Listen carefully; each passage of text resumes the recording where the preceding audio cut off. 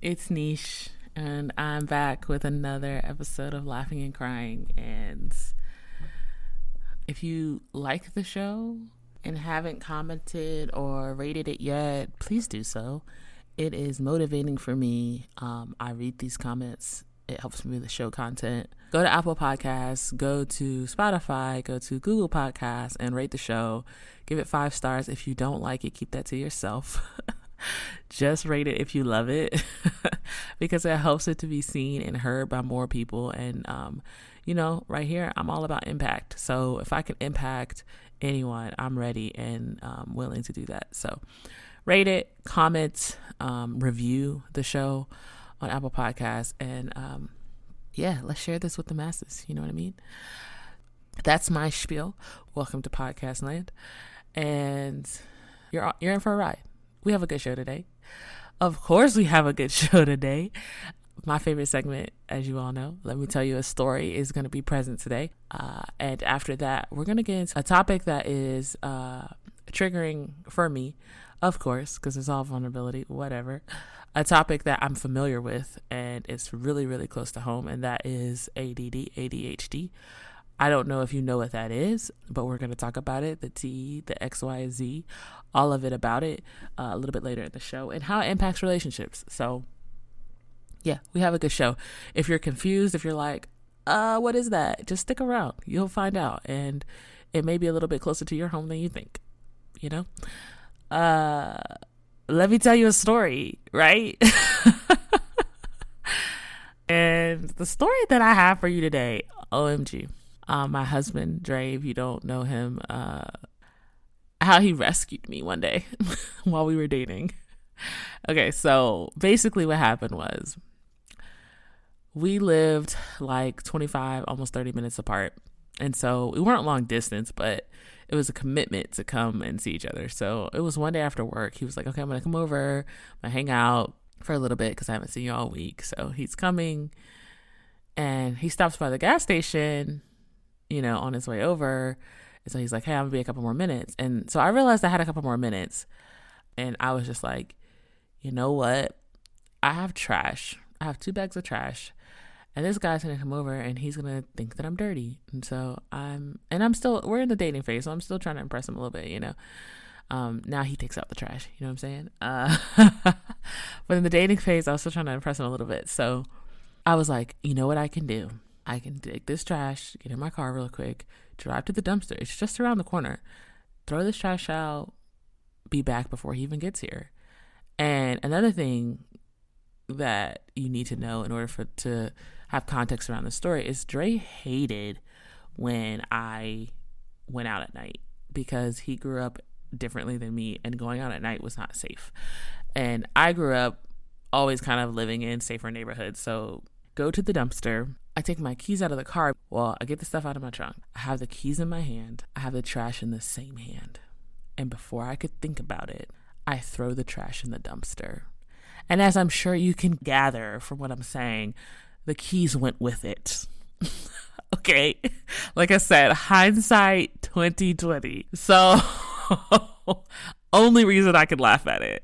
So I'm sitting there like, what in the world? I'm caught. So now I am stuck out here at night. It was like when it gets dark early. So it was probably like 7:38-ish, pitch black. And also I have to explain why I'm at the dumpster. So at first I panicked and was like, well, that's my life. But I peeked into the dumpster because I was like, you know what? It doesn't look like there's that much stuff in the dumpster. So maybe I could see my keys. And I do. I look into the dumpster. I see my keys. Want to know what else I saw? an effing raccoon. Okay? I see the raccoon and the raccoon spooks. And I'm like, you know what? Raccoon, have the keys, have the car, have the trash. I'm walking home. I'm done. Because I don't do rodents of any size or nature. So a raccoon falls into that category for me. Why is there also a raccoon in this dumpster? And so I'm like halfway wanting to cry. I kind of want to cry right now. And so the raccoon spooks and I'm like, God. So I peek into the dumpster bravely, peek into the dumpster again. And I'm like, okay, still see my keys. The raccoon at least didn't run off with my keys. I see the trash bag. It's like the keys are like laying on top of the trash bag. And I say, okay, you know what I can do? I still got this. Dre's at the gas station. He's a couple minutes away. I can climb into the dumpster or at least try to reach into the dumpster, get the keys. Thankfully, the keys didn't like sink down into the trash. You know what I'm saying? It was laying on top. So I was like, I can do this. I go to step up on the like the brick, what is it, structure that the dumpster sets in, you know what I mean? There's like a brick thing to make it look pretty. I go to step up onto that, and all I see is underneath like the metal paneling that surrounds like, the walls of the dumpster is a hand. And not a human hand, because that would make a different type of, let me tell you a story that I don't know if I would be ready to tell. It wasn't a human hand. It was a raccoon hand reaching under the metal paneling, like feeling around. Like the raccoon itself was outside of the dumpster, reaching in on the opposite side that I was standing on. Theater of the mind. I'm standing on one side of the dumpster. The raccoon is clearly on the other side, outside of the dumpster, but reaching in as if he's a human, trying to find something. And he knows I'm there, trying like, you don't see me, here's my hand. And I was like, what the why do raccoons have opposable thumbs? Like, they have a legit hand. It had 3 fingers. I still see it in my mind. It have 3 fingers and like a thumb. And like the thumb is like opposable. And like it's like moving around like a human hand, except it's small and it's black and it looks like it's wearing a glove and it's weird. And I screamed. When I say screamed, I mean like I might as well have seen a human hand. So I go, all right, raccoon has the car. Now I got to go tell Dre. And so I called Dre. He didn't use the word girl, but like he's like, girl. I mean, he didn't use a disrespectful word either. There's just other words that I don't want to repeat. He's like, girl, like what? Like he's like upset. So he comes and he's like, he like does not speak to me, which I am 100% okay with because I understand. And I'm like, the keys are right there. So he like gets his gun because he's like, I'm not getting bit with a raccoon bite for you. Like, I'm not getting bit. Like, so he has like his gun in one hand and he has gets this random tool. It's like a long antenna, like old school antenna looking thing with a magnet on the end. I guess it's used for cars because he likes cars and works on cars.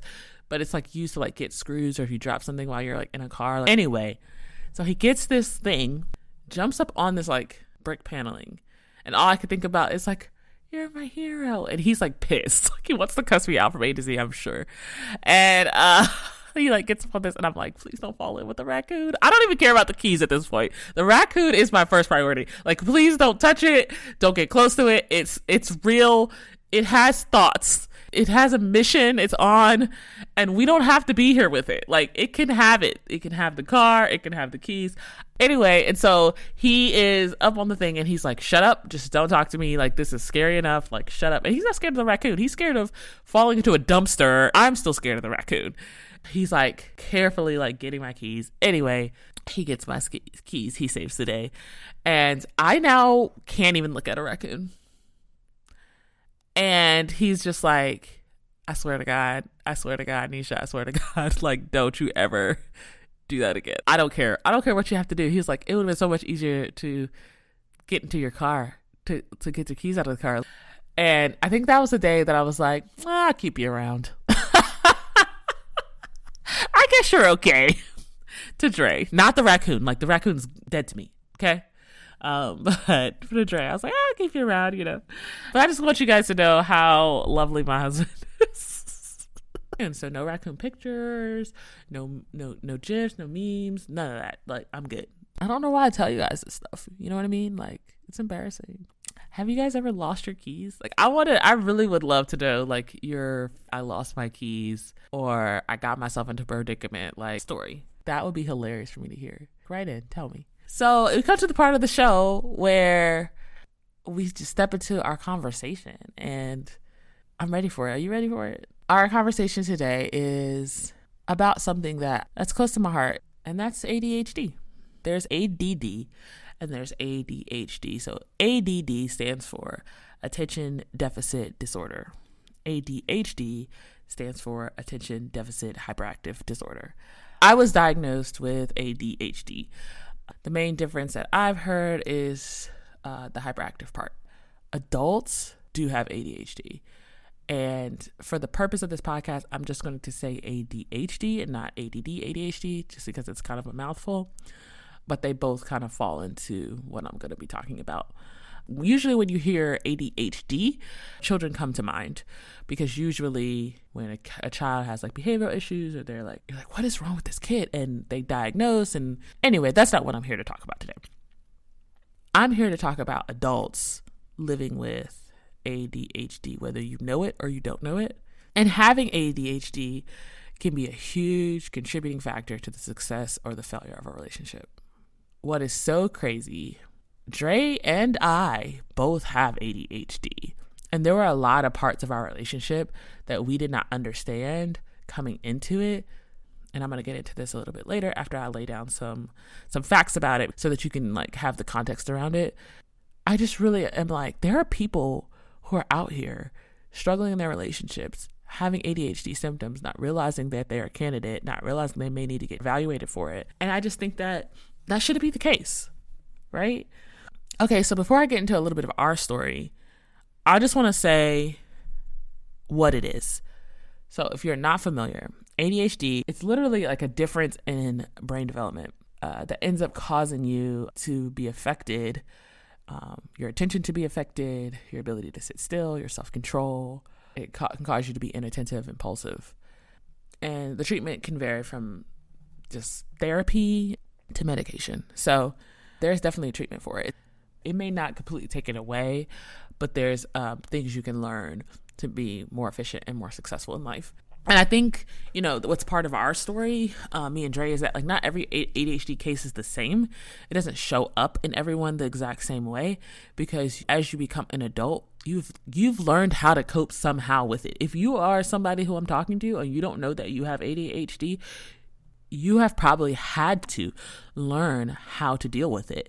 And so the way that you cope is different than the way that I cope, is different than the way that Dre coped. So when we're sitting as an adult, like the battle's different for each and every one of us. Okay, so some of the symptoms of ADHD is like trouble paying attention, which I already mentioned, zoning out in conversations. You miss important details, or sometimes like mindlessly agree to something that you don't even recognize that you agreed to.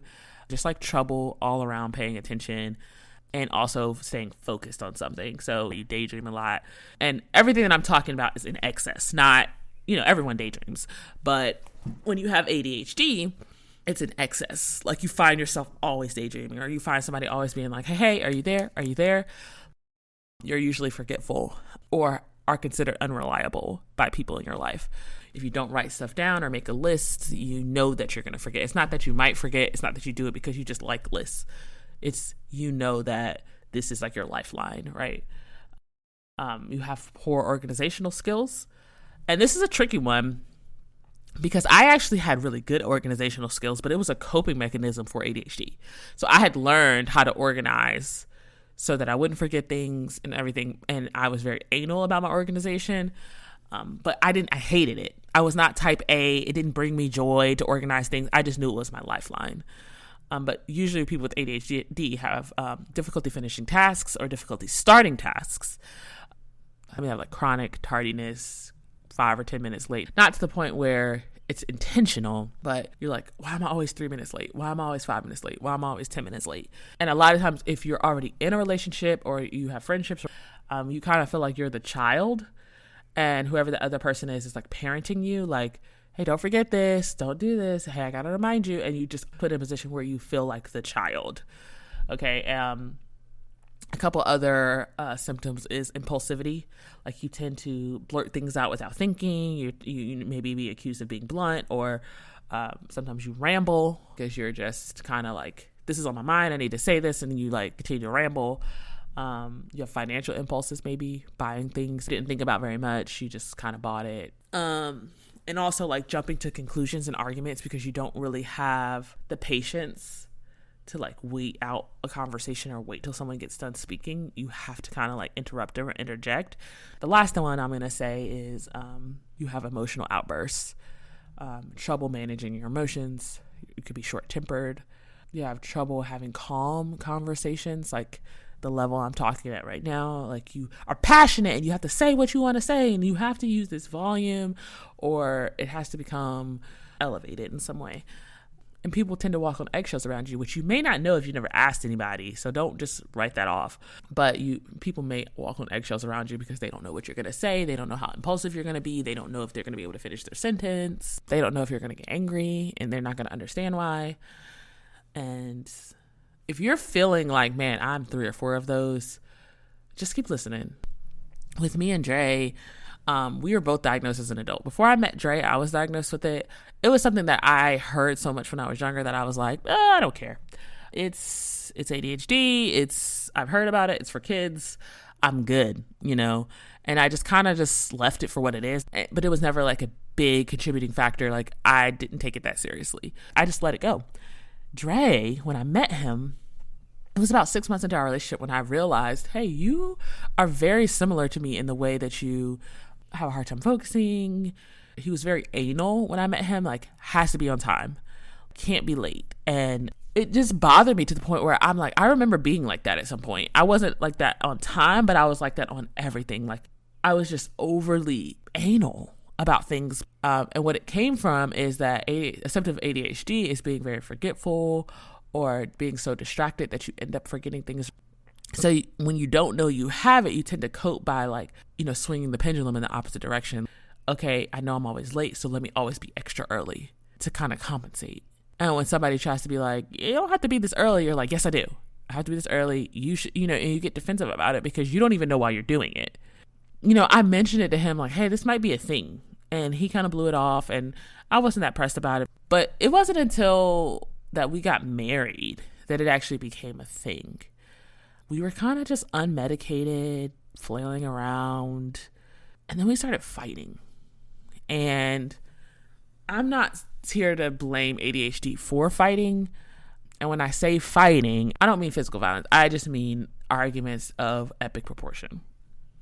Also, when we were dating, like on the phone, he would have a hard time focusing on more than one thing. He'd get really frustrated very easily when I tried to get his attention. Like if he was cooking dinner, he couldn't also talk to me. He had to do one or the other. And I would be like, why can't you do both? And when his focus was on one thing, he'd hyper focus and couldn't pay attention to something else. Where there's a level of multitasking that somebody with a neurotypical brain, somebody without ADHD can focus without overly focusing on one or the other. That you can possibly be able to cook dinner and also talk to someone. You're able to do that, where somebody with ADHD if they're doing one, they're not doing the other. If they're untreated, unmedicated, or have it, anyway, you get the picture. So I started noticing these things, and I began to get offended by them because I didn't know that much about ADHD myself, and I didn't know all of the different ways it affected you. So I just was kind of like, since you want to be that way, fine. I won't pay attention to you either, la-di-da-di. And when we got married, it was still the same thing. And so I, heard from other married people like, oh yeah, husbands, sometimes they don't pay attention and this and this and that. And so I just like chalked it up to you're just being like one of these other people's husbands who just like don't pay attention to them. And I didn't pay that much attention to it. And we just would continue to get into fights. Now, let me tell you, like, I'm going to pause in the story and tell you one of the reasons I want to do this podcast is not just to bring awareness to ADHD, but also to understand and to get a little bit of context around how it can affect relationships. And that may be the thing that shows you, maybe this is a part of who I am and I don't even know it. So you could be affecting relationships around you and unintentionally doing it. And so just keep listening. I know it's hard. I know, if you are struggling with this, like, it's very difficult. But if you are somebody who does not have ADHD and you are listening to this and can make it to the end because you have no problem focusing, and you know somebody in your life who has ADHD, tell them the main points, okay? Listen for them for their sake, because I just know the feeling of walking around with ADHD and not understanding all of the negative impact that either I had on other people or that I was affected by, because I just didn't know. As I'm talking about this, I definitely want to tell the story of me and Dre, but also something I want to do is highlight this article that I'm getting some of my information from. It's not all out of my head, guys. Come on now. But it's on this website called helpguide.org. And it's the first website or article that I ever read or ever found that speaks to ADHD in terms of relationships. So when I'm quoting some of this stuff, it is actually Melinda Smith who wrote this article. And the article is called Adult ADHD in Relationships. So if you go to healthguide.org and you search adult ADHD in relationships. So when I start to talk about the effects that it has on the relationship, that's where I'm quoting is this Help Guide article. Okay, so Dre and I got married, and the first thing that affected us outside of the not paying attention was his anger. Now, he would just have these outbursts. And I told you, like emotional outbursts is a symptom of ADHD. And he would have these outbursts that were like, gosh, dude, like, what is up? Like, I just asked you to pick up the fork, or I just asked you, and it would be these small things. And one thing you got to understand about outbursts and ADHD, it has a lot to do with being overwhelmed. What's going on behind the scenes of an ADHD brain is you are usually thinking about so many things at once. You are usually preoccupied. You're keeping a list of everything you have to do in your head, plus what somebody's talking to you, plus what you're thinking about. And it's called racing thoughts. All of what I just said, so it could be classified as racing thoughts, where a neurotypical brain, someone without ADHD, may be able to compartmentalize their thoughts and say, hey, I know I have this thought, but I'm going to put it away. I'm going to put it over here. I'll come back to it later. Almost like that back burner, when you think about a stove, like that back burner effect. Somebody with ADHD has all eyes on all the time, boiling, cooking at one time. So when you tap them on the shoulder, like think about somebody cooking on all eyes of a burner, and you tap them on the shoulder and say, hey, I need to talk to you about something. They're like, do you not see that I am already preoccupied and I can't already keep this? That's somebody with an untreated case of ADHD. So they're going to snap. People with ADHD are always preoccupied in their brain. That's why they snap. That's why they get shut down very quickly. And Dre was that person. And I was that person, just on like a lower level, because I had been told about this. So there was ways I was able to cope that he wasn't. And so I would just get so offended. And I was so frustrated because I was like, dude, like, this is not how I pictured marriage. I did not picture marriage as somebody snappy and getting upset over small things and not being able to hold a conversation. I mean, listen to what I'm saying, guys. Listen to the symptoms. Not being able to hold a conversation, not being able to keep calm in a conversation, being snappy, forgetting things. Hey, can you take out the trash? 2 days later, and the trash is still there. Hey, can you take out the trash? 4 days later, trash is still there. Okay, I'm just going to do it. Like in a marriage, and I'm talking about this in a context of a marriage, for all intents and purposes of this podcast. However, this applies to friendship too. This applies to dating. It can really apply to your job or whatever, but I'm talking about it in the context of my story. If you look at this stuff and you could see how it could mess up a relationship. Like it could start to tell you things and tell you a story about your partner. Man, you never clean up around here. Every time you start a task, you never finish it. You don't care about me. I asked you to take the trash out 4 days ago. You still haven't. That's disrespectful. You're not listening to me. You keep losing your temper, and all I'm doing is asking you one question. How dare you? And if you could just listen to the breakdown of how that can be interpreted, I hear frustration. I hear giving up. I hear resentment. And so with that, usually the case, Dre and I are special, of course. But normally in the case, what you'll have one partner that has ADHD and one partner that does not. And it creates a dynamic that even Dre and I live in a little bit, because I coped and had the understanding of my HD far sooner than he did. So for this podcast, I am sort of like the non-ADHDer, the person who has the neurotypical brain. Even though it's not the case, his is so much more untreated and so much more severe that he kind of presents as the ADHD partner, and I present more like the non-ADHD partner. So as we're going through the effects that it has on relationship, and I'm continuing to tell you my story, just look at us like that. Like, I'm the non-ADHDer, even though I have ADHD, and he's the ADHDer. If you do believe that you have ADHD, see yourself as the ADHD partner and your partner as the non-ADHD partner, just for all intents and purposes.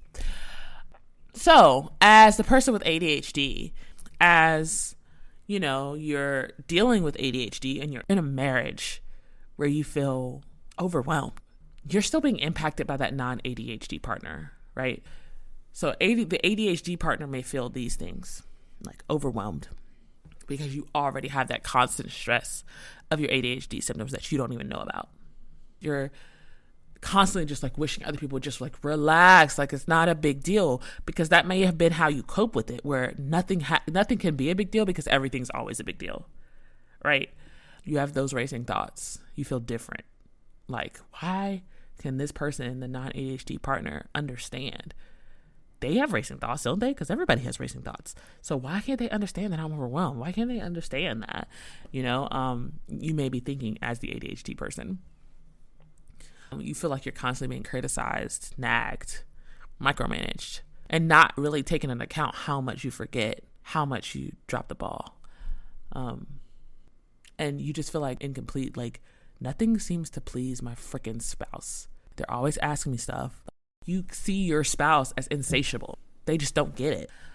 And you may start to think like, they just don't want me. I feel unloved and unwanted. They just don't want me. I'll find somebody else who will accept me better. They just see me as this irresponsible human. Like I said earlier, you feel like not respected as an adult. You feel like you're in this parent-child dynamic. And then resentment starts to build because you just want them to get off your freaking back. As the ADHD partner, you just want them to get off your back. You're like, I'm dealing with enough. I have these racing thoughts. I feel different. I feel incomplete. I feel unwanted. And then you're afraid to fail because your whole life has probably been affirmed that you're a failure, because in our culture, if you forget things, you failed. If you're late, you failed. And so you already have this mindset that you're a failure. And then as your relationship starts to worsen because you don't realize how you impact that relationship, well, then you're just a failure all over again. And as that relationship worsens more, the potential for punishment increases from all of your inconsistencies of being able to keep up. You want to give up. And because you anticipate so much failure, you don't even want to try. So a lot of ADHD partners in relationships tend to be the people who check out. I can't please you. I can't fail. I feel unloved. I feel unwanted. I don't feel respected as an adult because I feel like you're always micromanaging me. I give up. I check out. And that's deep. Because on the other side, and the other flip of that coin, you have the person who's non-ADHD. And the person that's non-ADHD, the non-ADHDer, what they feel is ignored, lonely, unappreciated, unloved, because your distractions, ADHD partner, to your spouse, to your non-ADHD partner, are interpreted as a lack of interest in them. And it feels like you don't even care. Even though I do associate a lot with the ADHD partner, what they feel, I associate more in my relationship with Andre with the non-ADHD feelings, because I kind of have to step into that parent dynamic because we both can't be in the child dynamic. And so there's a lot of anger that I felt, and it just made me feel disconnected from him. With Andre and his anger, I felt like he was just expressing disconnection from me and resentment from me, because I'm like, why are you so angry with me? Like, why are you so angry with me? And so as a non-ADHD partner, you may feel like, man, my spouse, we're just so disconnected. They're just so resentful. I don't know what to do with that. And I may feel the same.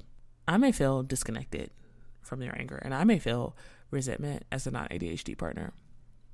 You might feel overwhelmed from having to take care of everything. And now I'm here with you. I'm here with you because I fell into these traps. You just feel like the most responsible party. You're probably paying the bills. You're probably making sure that you guys have groceries. You're probably making sure that the budget stays on because your partner may be a little bit more impulsive with money. You're probably making sure the doors are locked because that's a thing. Forgetfulness doesn't stop at forgetting to take the trash out. Sometimes it's walking through the door, forgetting to lock it, forgetting to close the gate and let the dog out into the street. You know what I mean? I'm here with you. So you feel like ownership of everything, and you almost feel overwhelmed because you're like, if I stop, if I take a break, if I act like my ADHD partner, everything would fall apart. If I rely on my ADHD partner, everything will fall apart. And I don't want everything to fall apart. So I'm going to keep these balls in the air. I'm going to keep juggling, and I'm going to keep trying to overextend myself in order to make this okay. You probably feel frustrated because they're probably always apologizing. And you feel like a mom. You feel like I have to remind you to do the thing that I don't want to have to think about doing. I don't want to have to tell you to lock the door because in that case, I just go lock the door, right? And with those broken promises, man, and the apologies, you just feel like it's a freaking boomerang effect. Okay, you're going to forget. You're going to apologize. I'm going to have to forgive you. We're just going to go around this cycle again. And this is all stuff that Dre and I either dealt with or still do. We're still in our journey. This is not like, I figured it out. I have the magic pill. You know, you feel exhausted.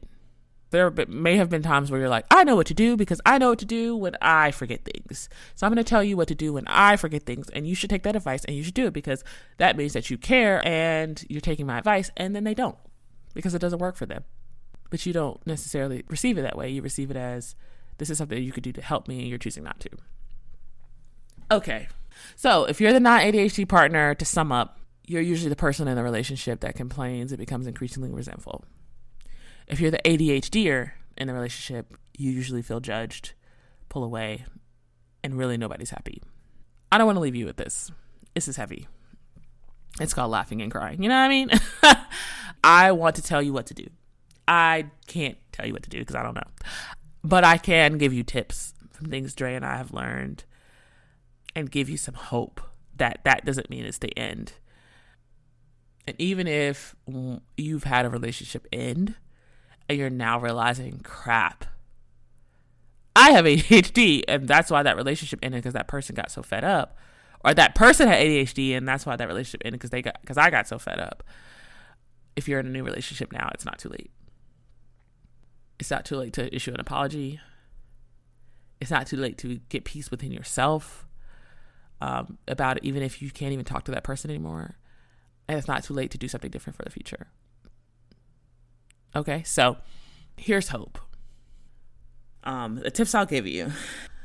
This is something I kind of laugh about now that you might not be at that point yet, but I'm going to laugh at it for you. Like, it's not your person. It's ADHD. Like, it's a serious brain. It's a serious brain development issue. Like, it is not you. It is not them if you're the non-ADHDer. It is the ADHD. And one thing that Dre and I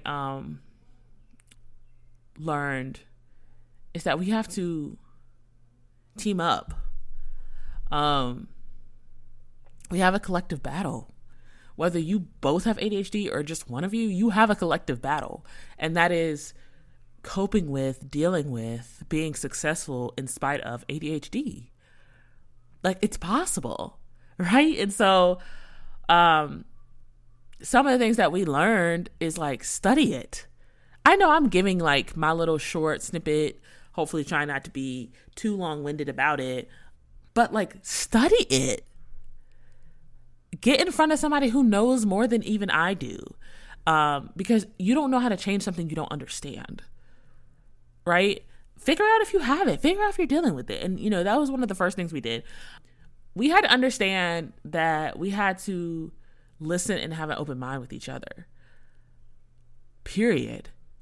We had to understand that in that collective battle, There's a distinct difference between ADHD and your partner. It is not your partner. Make ADHD the enemy. If somebody has to be the enemy, make ADHD the enemy. Stop saying, man, look at you. You didn't do this again. It's not you. Your ADHD is acting up. A better way of putting it. Because now you're blaming the ADHD and not your partner. Stop labeling people. Stop labeling them as forgetful. Stop labeling them as nagging. Don't do it. Your non-ADHD partner is not nagging you. They're affected. Your ADHD partner doesn't have zero care for you. They're affected by ADHD, right? Symptoms are not character traits. You know that person that you're married to. They're not this. They love you. You know that. So don't attribute their ADHD symptoms to their character. To my ADHD friends, if you're going to forget it, write it down. Figure out a way to write it down. Google Calendar is amazing.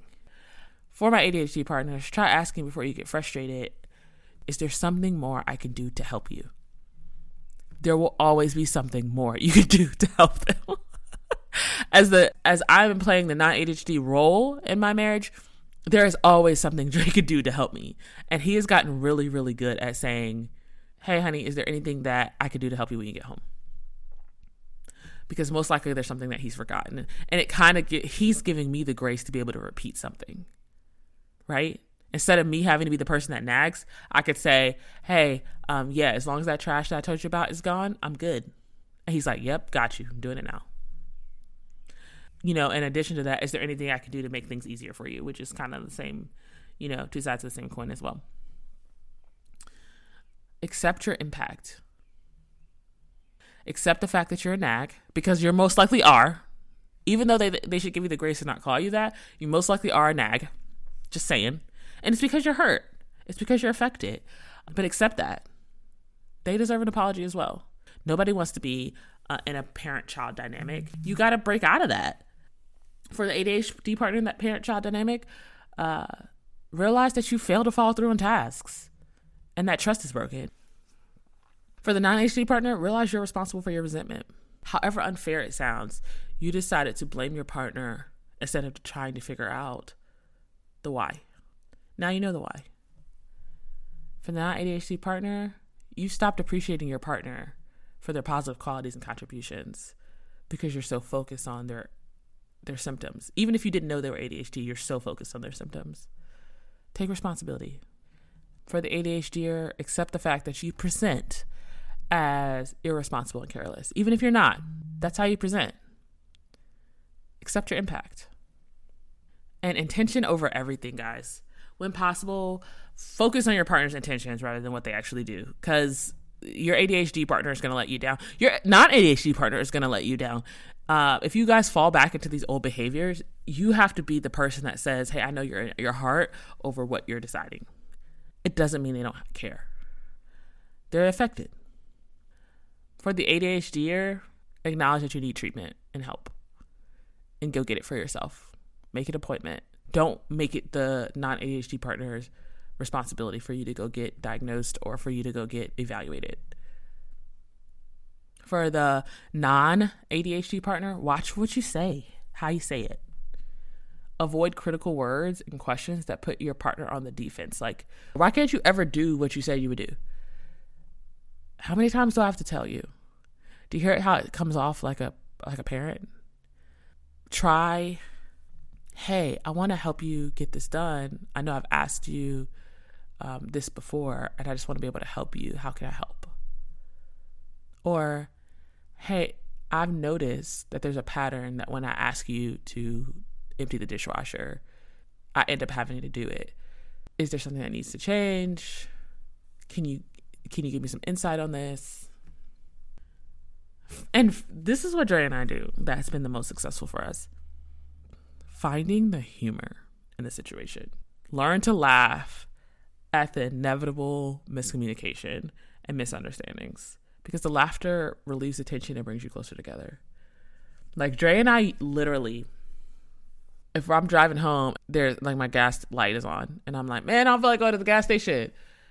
He'll say something in return like, but you have ADHD, you'll forget in the morning. So you're going to forget or you're going to do it now? And I'm like, you right. And we just laugh. Or if I'm zoned out and I come back to, and I'm like, hi, my name is Nisha. I have ADHD and I did not hear anything you said. You know what I'm saying? Like, learn to accept your impact, laugh at it, find the humor in it. If Dre was here, I'm sure he'd have like 1,000 more examples. You know what I mean? Also, if you're the ADHDer, if you're the ADHDer, spoil your spouse. Because if your partner feels cared by you, even in small ways, they'll feel like less of your parent. So if you know inevitably, right, you're going to forget things. Inevitably, you're going to be distracted. Inevitably, all of these things are going to happen. Even if you get treatment, it's still possible that these things are going to be a part of who you are. Do little things for your spouse. Bring them flowers randomly. Like that little check-in of like, what can I do? How has my ADHD affected you lately? Is there something I forgot to do for you? Do those small things because that shows the care that your ADHD sometimes erases. It doesn't mean that ADHD erases the fact that you care, but it erases the impact that you care. So go overtime. Love on your spouse. Because grace is hard. You know what I mean? And then these couple little things I'm going to say because I have run out of the amount of time I allotted myself to talk about this. So this clearly has to be another podcast. And if you guys want to hear more about this, I will definitely maybe bring Dre on and we'll talk a little bit more about this. But I'll say a couple more things before I wrap it up. One of those things being, if a task is too challenging for you and your spouse, outsource and automate. Dre and I, one of the biggest things that Dre and I did for our relationship that eliminated a lot of fights is getting a meal kit delivery. It helps ADHD people. The food comes to our door. We don't have to go to a grocery store. We don't have to figure out what we're going to eat. We don't have to plan a meal. It comes to our door. Not everybody can afford that, but that's an example of automating. Maybe check out Amazon and see if you get a reoccurring delivery. If you can link together your Google calendars and use it as a joint calendar, do it. If both of y'all can't figure out how to clean, hire a house cleaner. Understand that structure is the best thing for someone with ADHD. Give them the same task to do. If their task, like that's why Dre's tasks take out the trash, because it's the same task. When you know you're going to do something every week at the same time, it becomes automatic for someone with ADHD. They love routine. Giving them a bunch of different tasks and a bunch of different days and a bunch of different, that will screw it up almost every time. And the more you can give somebody a routine who has ADHD, the more successful they're going to be. And their brain loves it because it's automating something that they don't have to think about. And remember when I said they have all those burners on the stove on at the same time? It's like turning one of those burners off. It's like, I don't have to manage this. It kind of manages itself. So develop a routine, set automated reminders, structure. That's my challenge. There's so many more, but I'm just running out of time. And yeah, there are books, there are podcasts. There's this article written by Melinda Smith that you can read, that I got a lot of my information and inspiration for this podcast from, and that's over on helpguide.org, and the article is titled Adult ADHD and Relationships. Okay, so that's there. You can go read it if you feel like this impacts you at all. And you're a team. You should have a team mindset. Stay a team. Yeah. I think that's my time. This is a lot of information, and I'm realizing now that I definitely need to do another podcast on ADHD, because I'm sure for somebody who has ADHD or somebody who doesn't, it's a lot to take in. So I'm going to keep that mental note here, and maybe you'll see one coming up in the future. And maybe I'll bring Dre on. I'll bring Dre on for that one. So what did we talk about? We talked about raccoons and how I hate them. And we talked about ADHD. And I want to hear from you. How you feel? How do you feel? Do you think that ADHD is impacting your life at all, whether you be the non-ADHD or the ADHD partner? Do you feel that you learned a little bit more about what ADHD is so you can help somebody in the future. If you encounter someone with ADHD, do you have a friend who has ADHD and now you're like, I have a friend who has ADHD? Okay, tell me how you feel. I want to know, how did this impact you? Do you want another episode that goes more into depth about how ADHD impacts relationships and what we can do about it? Let me know. And you know how to let me know. You can go to the podcast episode page at www.unleashthe.niche.com. That's unleashthe niche.com to comment. Or you can, of course, email in at niche.com. Unleashthe.niche.com. So that's laugh@unleashttheniche.com. Of course, join the Patreon because you be missing out. Be a part of the Niche Gang. Over there, there's exclusive content. You can watch our review of season 15 of Married at First Sight. And there's vlog content. There's content, interviews, special interviews, questions and answers from the comments and things that you guys send in. All of that is over there in the Patreon. Join. Okay? And, maybe we can impact the world or something. I'll leave you with that. Bye!